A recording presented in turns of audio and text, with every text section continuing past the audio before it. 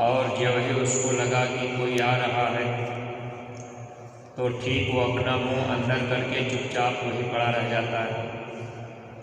ठीक इसी तरह से हम परमार्थी प्रेमी भाई बहनों को भी रहना चाहिए।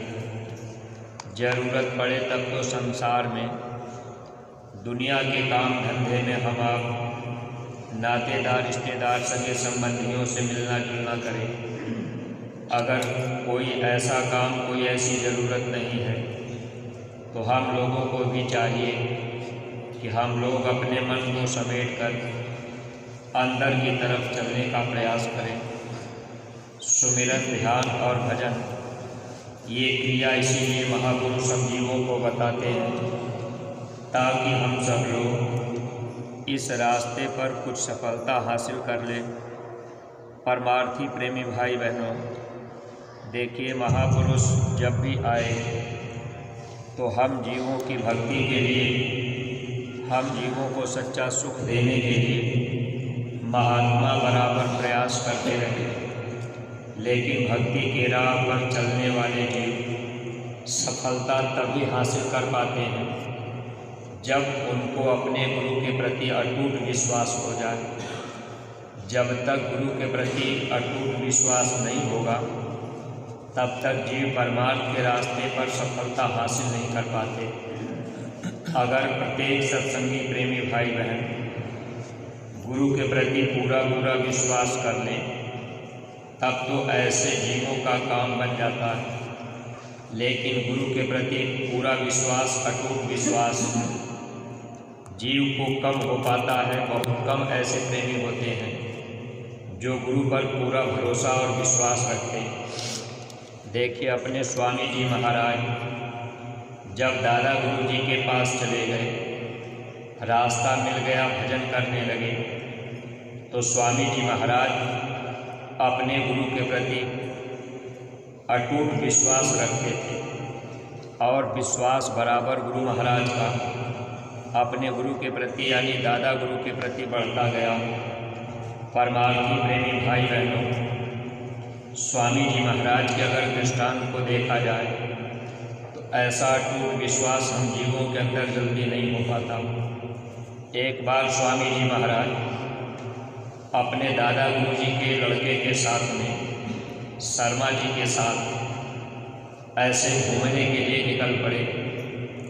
देहरादून की तरफ जा रहे थे। स्वामी जी महाराज और शर्मा जी यानी दादा गुरु जी के लड़के जब दोनों लोग देहरादून पहुँचे, वहाँ एक सन्यासी से मुलाकात हो गई। जब सन्यासी से मुलाकात हुई, हाल चाल बातचीत हुई, उस समय वो सन्यासी गुरु महाराज से, स्वामी जी महाराज से बातचीत करने लगे और वो कहने लगे कि जिले के डीएम हमारे शिष्य हैं, यहाँ की एसपी हमारे शिष्य हैं, दरोगा भी मेरे पास आता जाता है। कहने का मतलब सन्यासी जी स्वामी जी महाराज से ये बात बता रहे कि जिले के डीएम हमारे शिष्य हैं, यानी वो सन्यासी जी अपने को बहुत बड़ा महात्मा साबित करना चाहते थे। स्वामी जी महाराज से उन्होंने पूछा सन्यासी जी ने कि आपका कैसे चलता है, यानी आपका खर्चा पानी कैसे चलता है, क्योंकि उस समय स्वामी जी महाराज ने कोई शिष्य अपने बनाए नहीं थे। देखिए स्वामी जी महाराज कहने लगे कि मेरा तो गुरु के भरोसे चलता है, गुरु के द्वारा ही चलता है। जो कुछ वो चाहते हैं, जो मुझे ज़रूरत होती है वो देते रहते हैं, हम गुरु के भरोसे ही चलते हैं। अब सन्यासी जी से बातचीत हुई, लेकिन सन्यासी को ये बात अच्छी नहीं लगी कि गुरु के भरोसे इनका चलता है। ये बात सन्यासी को अच्छी नहीं लगी। फिर सन्यासी जी कहने लगे कि ठीक है, अच्छा तो आज सब लोग यही रुकेंगे, भोजन यही बनेगा। सन्यासी जी बोले कि हम बाज़ार जाते हैं, बाज़ार से हम तीनों लोगों के खाने पीने का सामान ले आते हैं, भोजन यही बनेगा। तो सन्यासी जी और शर्मा जी यानी दादा गुरु जी के लड़के को साथ लेकर सन्यासी जी बाज़ार चले गए। स्वामी जी महाराज वहीं रुके रहे। जब वही सन्यासी बाज़ार गए तब तक एक आदमी चावल, दाल, आटा और सब्जी, घी, तेल, सारा सामान लेकर के स्वामी जी महाराज के सामने आए और उन्होंने कहा, महाराज ये सेवा मेरी आप स्वीकार कर लीजिए, आज भोजन इसी से बना करके खा लीजिएगा। स्वामी जी महाराज ने उस प्रेमी से जो भी वो सामान लेके आए थे सब ले लिए। स्वामी जी महाराज भी भोजन बना करके तैयार कर भी दिए। उधर सन्यासी जी बाजार गए। बाजार में चावल, दाल, आटा जो कुछ उनको लेना था वो सब कुछ खरीद लिए। खरीदने के बाद जब दुकानदार ने पैसा मांगा तो सन्यासी जी ने पैसा देने से इनकार कर दिया। दुकानदार कहा कि फिर हम सामान नहीं देंगे। सन्यासी ने कहा कि हमको लेना भी नहीं। दुकानदार बोले कि जब लेना नहीं था तो इतनी मेहनत क्यों करवाए। ये बात शर्मा जी को भी, दादा गुरु जी के लड़के को भी अच्छा नहीं लगा। आखिर सन्यासी और शर्मा जी दोनों लोग लौट करके जब आए तो गुरु महाराज खाना बना करके तैयार रखे थे। सन्यासी जी ने पूछा कि अरे भाई भोजन आपने कैसे बना दिया। तो स्वामी जी महाराज ने फिर वही बात दोहराई कि मैंने तो आपसे पहले ही कहा था कि मैं अपने गुरु के भरोसे रहता हूँ। एक आदमी आया, उसने सबके खाने का सामान, चावल, दाल, आटा, घी, तेल सब कुछ ला दिया और मैंने भोजन बना के तैयार कर दिया। आखिर तीनों लोग भोजन किए, लेकिन सन्यासी को बड़ा अचंभा लगा, क्योंकि गुरु के ऊपर दृढ़ विश्वास सबको नहीं होता और स्वामी जी महाराज अपने गुरु के ऊपर पूरा पूरा भरोसा विश्वास किए। हम आप जो सत्संगी प्रेमी भाई बहन हैं, कभी अपने को हम लोग मिलावे तो हम लोग उस कैटेगरी में कभी आ ही नहीं पाते। अंत में स्वामी जी महाराज फिर वहाँ से देहरादून से मंसूरी के लिए चले, साथ में सन्यासी भी चले। रास्ते में जाते जाते एक चाय की दुकान पड़ी तो चाय वाले ने स्वामी जी महाराज को देखा तो बुला लिया। आग्रह करने लगा कि आप हमारे यहाँ चाय पी के तब जाइए। स्वामी जी महाराज चाहते नहीं थे चाय पीना, फिर भी दुकानदार के आग्रह करने पर तीनों लोग चाय पीने के लिए बैठ गए।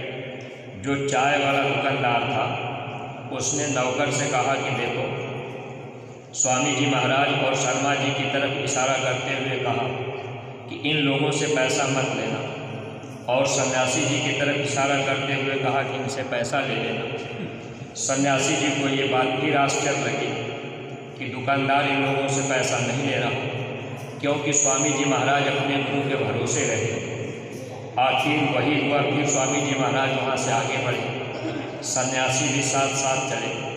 धीरे धीरे जब शाम होने लगी, एक होटल दिखाई दिया। होटल मालिक जब स्वामी जी महाराज को देखा तो देखते ही गुरु महाराज को होटल मालिक बुला दिया। कहा, महाराज आप हमारे होटल पर रुक जाइए, यही भोजन कर लीजिए, जितने दिन आपकी इच्छा हो उतने दिन आप यहाँ रुक जाइए। होटल मालिक दुकानदार से, जो होटल मैनेजर थे, उनसे कह दिया कि देखो ये यहाँ जितने दिन रुकें इनके सब खाने पीने का, नाश्ते का इंतजाम रखना और इन लोगों से पैसे मत लेना। सन्यासी की तरफ इशारा करके होटल मालिक कह दिया कि इनसे पैसे ले लेना। तो ये बात बहुत ही आश्चर्य लगी सन्यासी को। स्वामी जी महाराज हमेशा अपने गुरु पर विश्वास करते गए, अटूट विश्वास रखते थे। जब जैसी ज़रूरत पड़ती थी, दादा गुरु जी उस हिसाब से स्वामी जी महाराज की ज़रूरतों को पूरी भी करते थे। ये बात पूज्य महाराज जी सत्संग में भी सुनाया करते हैं। अगर बेटा प्यारा हो तो प्यारे बेटे को मांगने की ज़रूरत नहीं पड़ती। कहने का मतलब गुरु के ऊपर अटूट विश्वास कोई कर पाता है, और परमार्थ के रास्ते पर अगर गुरु के ऊपर अटूट विश्वास हो जाए तो फिर ये जीव संसार में कहीं भटक नहीं पाता। ऐसे जीव काल के हवाले नहीं रह पाते। लेकिन हम सत्संगी प्रेमी भाई बहनों को अगर देखा जाए, हम लोग अपने अपने को अगर मिलावें तो हम लोगों के अंदर अपने गुरु के प्रति अटूट विश्वास नहीं हो पाता। हम आप नाम की दौलत भी पा लिए, नामदानी भी हो गए। देखिए हम लोग अपने घर परिवार में रहते हैं, लेकिन सांसारिक रीति रिवाज को जो काल भगवान ने कर्मकांड के रूप में फैलाया है, हम जीवों को फंसाने के लिए, उससे हम लोग अपने आप को नहीं बचा पाते। कभी कभी ऐसा देखा जाता है, अब हम आप सत्संगी नामदानी भी बन गए, अब वहाँ हम आप अपने घर में कोई मकान बनवाया, अब कोई और कार्यक्रम पड़ गया तो लोग क्या करते हैं, अगर मकान बनवा लिए तो हम आप एक तरफ कथा कीर्तन भी करते हैं, एक तरफ हम आप सत्संग भी कराते हैं, यानी दुनिया में रह करके हम आप कर्मकांड भी करते हैं। और सत्संग इसलिए कराते हैं कि भाई हम गुरु महाराज के शिष्य बन गए। इससे ये साबित होता है कि जीव को अपने गुरु पर दृढ़ विश्वास नहीं, जबकि ये बात हम आप जानते हैं कि गुरु पूजा में सबकी पूजा, जैसे पेड़ की जड़ में पानी डाल दिया जाए तो वो पानी पत्ते पत्ते टहनी टहनी फैल जाता है, ऐसे ही इस धरती पर, इस संसार में अगर गुरु मिल गए तो गुरु ही मूल होते हैं। अगर गुरु की पूजा होती तो अलग से कोई तीर्थ व्रत पूजा पाठ करने की ज़रूरत नहीं पड़ती, लेकिन हम जीवों को जल्दी विश्वास नहीं होता। अभी अक्सर सत्संगी प्रेमियों के घरों में अगर देखा जाए तो एक ही अलमारी में देवी देवता लक्ष्मी गणेश की भी मूर्ति हम आप रखते हैं और उसी में गुरु महाराज की भी फोटो रख लेते हैं। अब तो कितने सत्संगी अब वैसे ही अलमारी में उसी श्रेणी में महाराज जी की भी फोटो रख करके अगरबत्ती जला लेते हैं, कुछ आप उस पर चढ़ा देते हैं। ये चीज़ें एक तरह से हम लोगों के अंदर अविश्वास साबित करती है। अगर गुरु के ऊपर पूरा भरोसा और विश्वास हो जाए तो दुनिया में जो भी कर्मकांड काल भगवान ने बनाया, ये तीर्थ व्रत पूजा पाठ काल भगवान ने बनाया, इधर की तरफ से हम लोग अपना मन मोड़ लेते हैं, जबकि हम आप जानते भी हैं कि काल भगवान ने हम जीवों को फंसाने के लिए बनाया। स्वामी जी महाराज सत्संग में सुनाते थे, देवी देवा पत्थर पानी, पाप पुण्य में जीव अज्ञानी। ये काल भगवान ने देवी देवता पाप पुण्य इसीलिए बनाया कि इसमें जीव फंसे रहे। अब देखिए, कोई किसी के अंदर कोई सत्संगी नामदानी है, अब आप एक तरफ यज्ञ करा दें, लोगों को भोजन करावे कि भाई हम ये पुण्य करा रहे हैं, अब एक तरफ आप सत्संग भी करा रहे हैं। कहीं कहीं सत्संगियों के यहाँ देखा जाता है, जैसे गीता रामायण का पाठ भी करवाए, कथा कीर्तन भी करवाए, फिर उधर सत्संग भी कराए। तो इस तरह की क्रियाएं हम लोग क्यों करते हैं? क्योंकि गुरु के प्रति हम लोगों का विश्वास पूर्ण नहीं। अगर पूरा विश्वास गुरु के प्रति होता तो हम जीवों का परमार्थ बन जाता, और परमार्थ के रास्ते पर गुरु के प्रति अटूट विश्वास जरूरी है।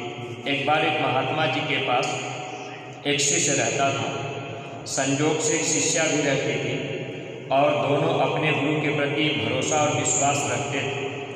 दोनों एक दूसरे में ऐसा लगता था कि दोनों अच्छे भक्त हैं, दोनों विश्वासी।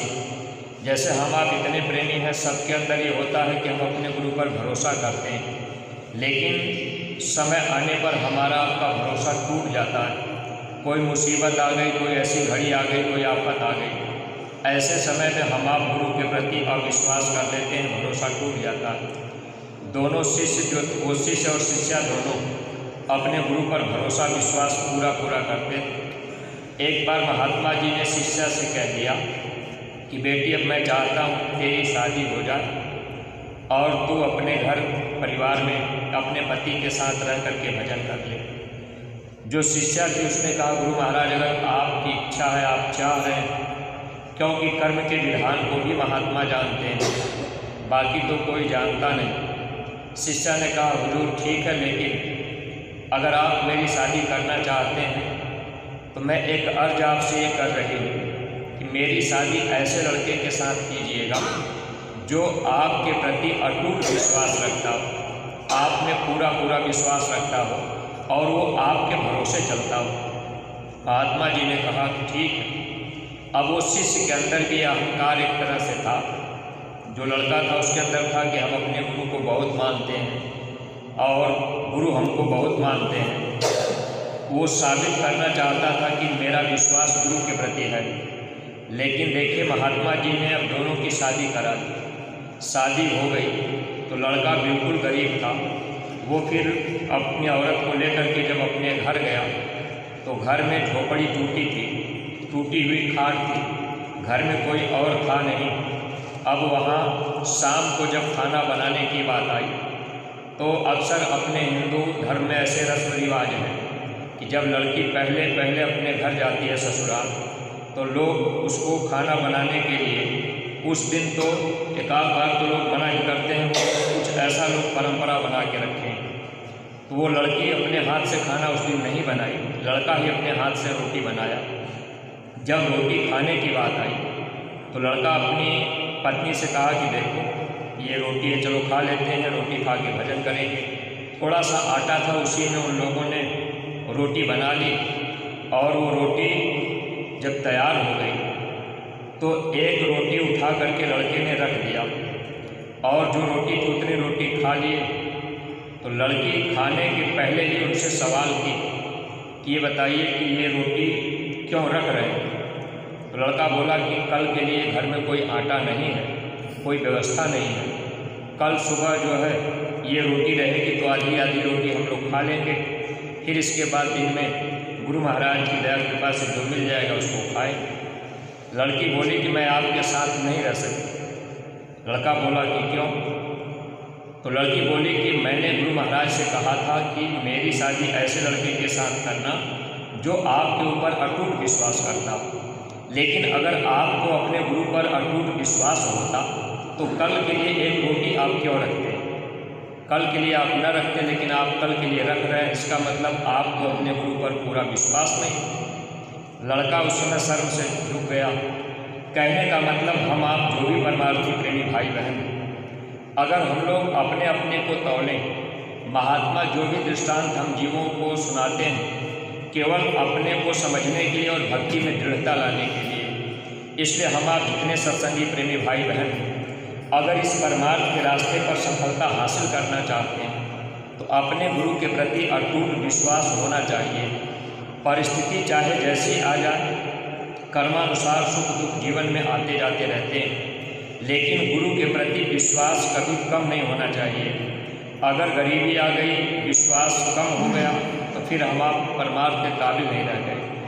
आज हम आप जितने भी सत्संगी प्रेमी भाई बहन हैं, अगर गुरु महाराज में हम आप पूरा पूरा भरोसा विश्वास रखते, देखिए हम आप हर सत्संगी प्रेमी भाई बहन जो गांव गोद लेने की बात बताई गई थी, आज हर सत्संगी गांव गोद लेते, क्योंकि जब ये भरोसा विश्वास हो जाता कि सब कुछ गुरु करते हैं, गुरु सब कुछ देते हैं, गुरु सर्व समर्थ है, गुरु जो चाहे सो करता है, जब ये विश्वास और भरोसा पक्का होता तो हम लोग भी वचन को मानते, हम लोग भी गांव गोद ले करके उस गांव में जा कर के हम आप प्रचार करते और भरोसा अपने सद्गुरु पर रखते तो गांव से कुछ न कुछ लोग जरूर निकलते। लेकिन ये मन हम लोगों का धोखा देता है, गुरु के वचनों में गुरु के ऊपर विश्वास पूरा नहीं करने देता है। अब हम आप वहाँ तर्क वितर्क करते हैं, सोचने लगते हैं कि भाई गांव गोद लेके हम प्रचार करेंगे, लोग शाकाहारी बनेंगे कि नहीं बनेंगे, लोग बात मानेंगे कि नहीं मानेंगे। अब ये चीज़ें हम लोगों के अंदर में आ जाती हैं और हम लोग गुरु वचन से गिरने लगते हैं। जब जीव गुरु वचन से गिरता है तो ऐसे जीवों को ही काल घसीटता है। इसीलिए स्वामी जी महाराज बराबर हम लोगों को आगाह करते रहे। स्वामी जी महाराज कहते रहे कि बच्चे तुम अगर मेरी बात मानो तो 4 जन्म की भक्ति मैं 1 जन्म में पूरी करा दूँगा। पहले के समय में महापुरुष जीवों को पार करने में अब उनको 4 जन्म लग जाते थे। प्रथम जन्म गुरु भक्ति की था, जन्म दूसरे नाम, तीसरे जन्म में मुक्ति पद, चौथे मेरे धाम। 4 जन्म लग जाते थे निज घर पहुँचाने में जीव। लेकिन स्वामी जी महाराज ने ये बात कही, ऐ बच्चे अगर आप लोग मेरी बात मानोगे तो 4 जन्म की भक्ति मैं 1 ही जन्म में पूरी करा दूँगा। आज हम सत्संगी प्रेमी भाई बहन अगर गुरु महाराज के वचनों में विश्वास रखते और जब इच्छा हमारी आपकी ये है कि हम इस संसार सागर से दुख के देश से निकल करके अपने देश चले जाएं, तो स्वामी जी महाराज की बात अगर मानते, हम लोग एक एक गांव को गोद लेते और गांव में गुरु महाराज का संदेश पहुंचाते तो निश्चित ही हम जीवों का काम बनता। लेकिन स्वामी जी महाराज के वचनों से अगर हम लोग अपने अपने को मिलावें तो हम लोग वचन मानते हैं, उतना ही मानते हैं जहाँ अपना स्वार्थ सिद्ध हो जाता है, जहाँ अपने को लाभ दिखता है उस बात को तो हम आप मान लेते हैं, लेकिन जहाँ परमार्थी लाभ है उधर की तरफ हम लोगों का ध्यान नहीं जा पाता। महात्मा दूर दृष्टि वाले होते हैं और दूर से ही महात्मा हर बातों को देखते हैं, जीव के कर्मों को, आने वाली तकलीफ़ों को भी टालने के लिए महात्मा कोई न कोई आदेश करते हैं।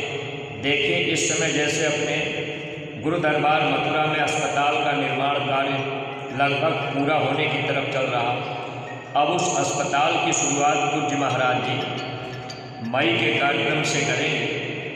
देखिए उसमें भी जिले के जिम्मेदार को बताया गया कि उसमें भी मशीनें और सामान वो आने हैं और हर ज़िले को कुछ न कुछ सेवाएं सौंपी गई हैं और ज़िले के जिम्मेदार से, ब्लॉक के जिम्मेदार से प्रेमी जानकारी करके आप उस सेवाओं में अगर अपना योगदान ऊंचा से ऊंचा कर लेंगे तो इसका बहुत बड़ा आपको परमार्थी लाभ मिलेगा, क्योंकि आने वाला समय इतना भयावह होगा, दुख की घड़ियां ऐसी आएंगी, बीमारियों की आंधी ऐसी चलेगी कि उस समय हम आप अपने आप को बचा नहीं पाएंगे। लेकिन सद्गुरु हम जीवों से सेवा लेकर हम जीवों की संभाल किस कदर करते हैं, किस तरह से करते हैं, इस चीज़ को हम लोग समझ नहीं पाते। इसलिए जब भी गुरु दरबार से कोई आदेश मिले उस आदेश का पालन अगर पूर्णतया हम आप पूरे भाव के साथ, विश्वास के साथ करें तो हम लोगों का परमार्थ बनता जाए। इसलिए सत्संगी प्रेमी भाई बहनों,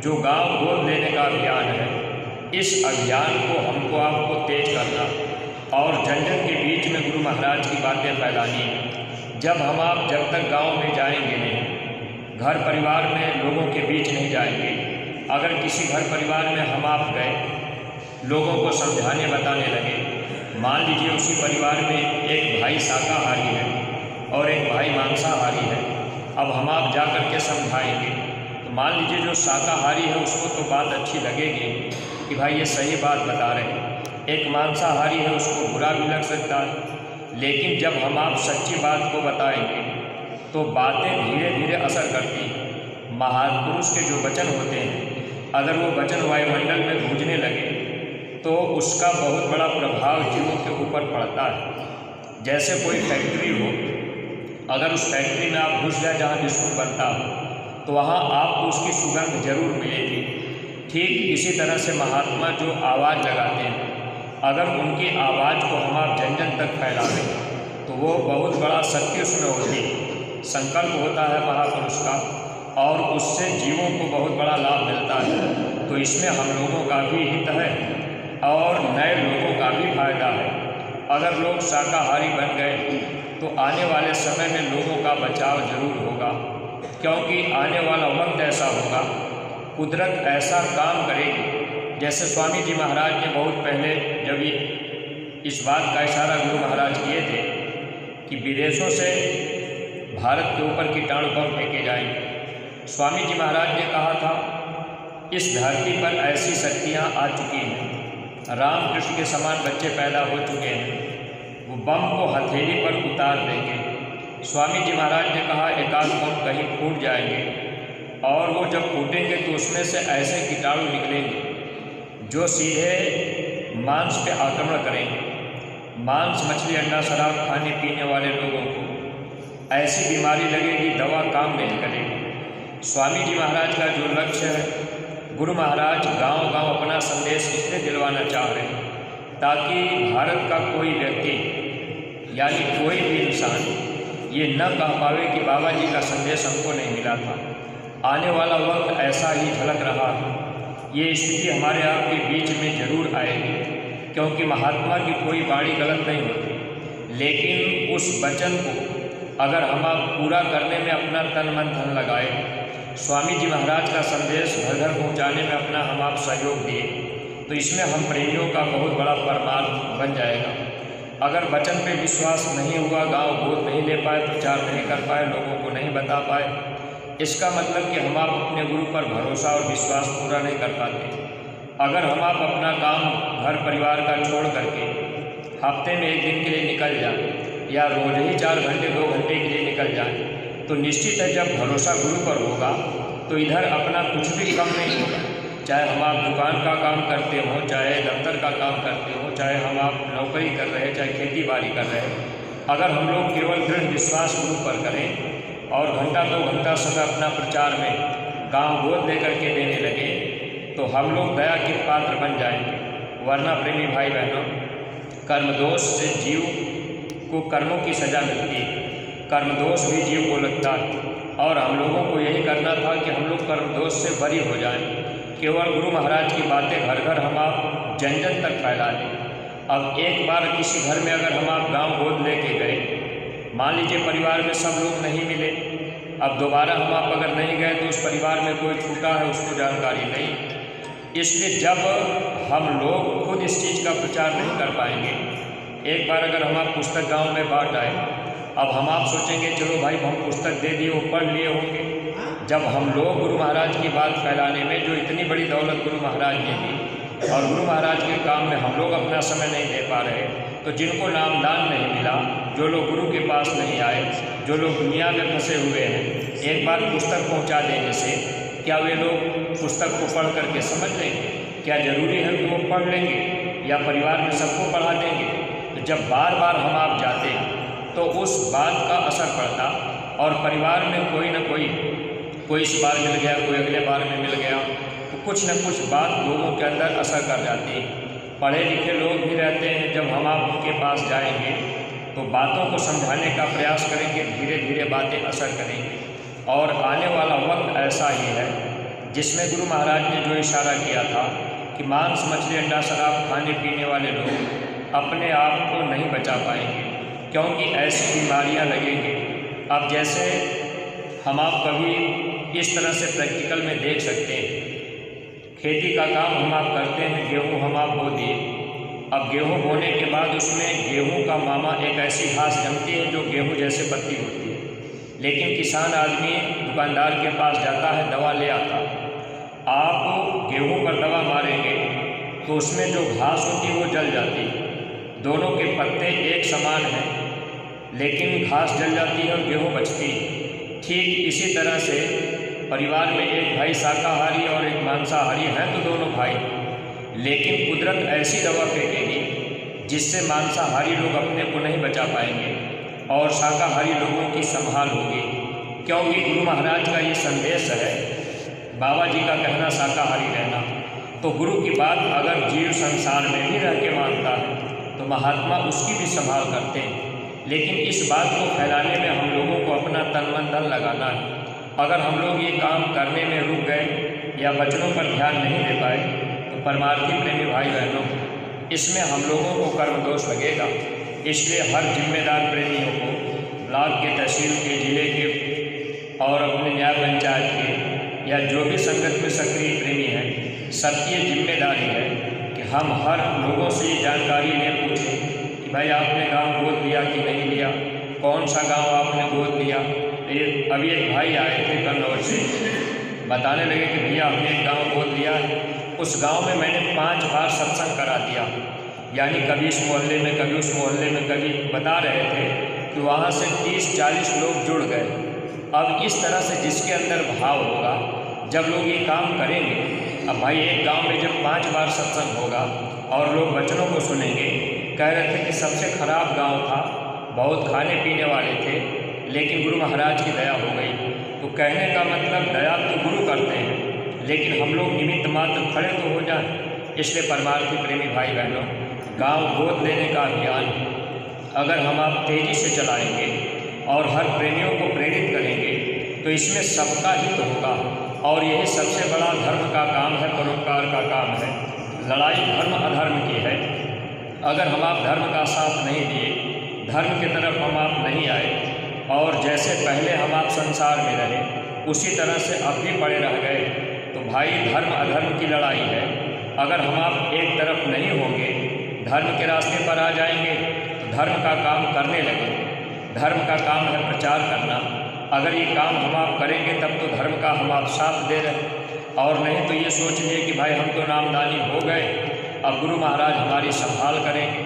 तो गुरु जीव की संभाल करने के लिए आते हैं, लेकिन उनके वचनों से प्रेम हो जाए तब हम जीवों की संभाल होगी, लोक भी बनेगा और परलोक भी बनेगा। अगर हम लोग इस बात पे ध्यान नहीं दे पाएंगे तो इसमें हम जीवों का नुकसान होगा। न जाने कितने जन्म हम लोगों के इस तरह से बीत गए। अब की बार गुरु महाराज ने हम लोगों के बांह को पकड़ लिया है। स्वामी जी महाराज ने कहा बच्चे 4 जन्म की भक्ति मैं 1 जन्म में पूरी करा दूंगा, लेकिन वचन को हम आप मान लें तब तो हम लोगों का लाभ यानी परमार्थ बन जाए, वरना ये जीवन ऐसे धोखे में निकल जाएगा। इसलिए परमार्थी प्रेमी भाई बहनों, सब लोग गांव गोद लेने पर जोर देंगे, प्रेमियों को प्रेरित करें, नए लोगों को हम आप जोड़ने की कोशिश करें। केवल प्रयास करना है और दया गुरु महाराज की काम करेगी, काम जय गुरुदेव नाम करेगा। इसमें केवल हमारा आपका नाम होगा, हमको आपको जस मिलेगा। इन्हीं शब्दों के साथ में हम अपनी वाणी को विराम दे रहे हैं। कोई बात अगर अटपटी लगी हो तो आप लोग अपना छोटा भाई समझकर क्षमा कीजिएगा। सब लोग सामूहिक रूप से आपकी प्रार्थना करेंगे। जय